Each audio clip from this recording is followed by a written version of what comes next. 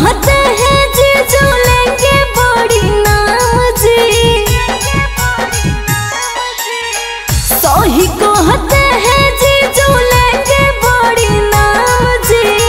साली को अपन घुमाइए बाबा धाम जी, साली को अपन घुमाइए बाबा धाम जी।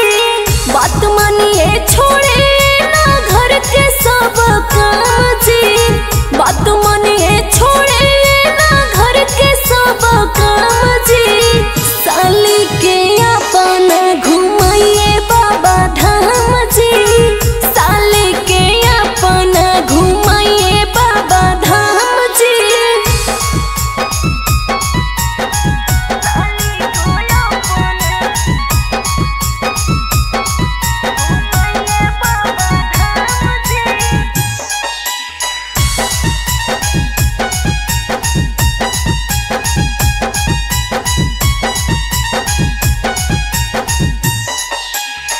क्या कीजिएगा इतना रुपया कमा के, पुण्य भी कमाइए कभी साली को घुमा के।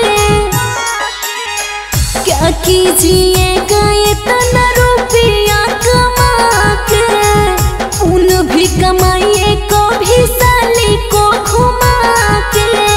बने गायब का जीजू बिगड़ल सारा काम जी, बने गायब का जीजू बिगड़ल सारा काम जी। साली को अपने घुमाइए बाबा धाम जी, साली को अपने घुमाइए बाबा धाम जी।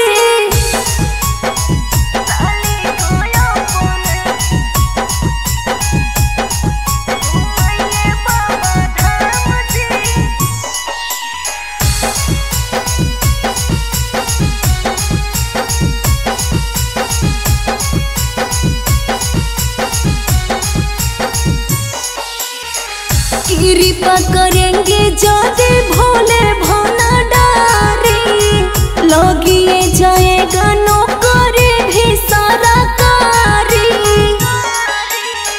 कृपा करेंगे यदि भोले भंडारी, लगिए जाएगा नौकरी भी सरकारी। मंटू दिलदार जीजा जपिए बाबा का नाम जी, मंटू दिलदार जीजा जपिए बाबा का नाम जी। साली को अपने घुमाइए बाबा धाम जी, साली को अपने घुमाइए बाबा धाम जी। घुमा दीजिए ना जीजा जी।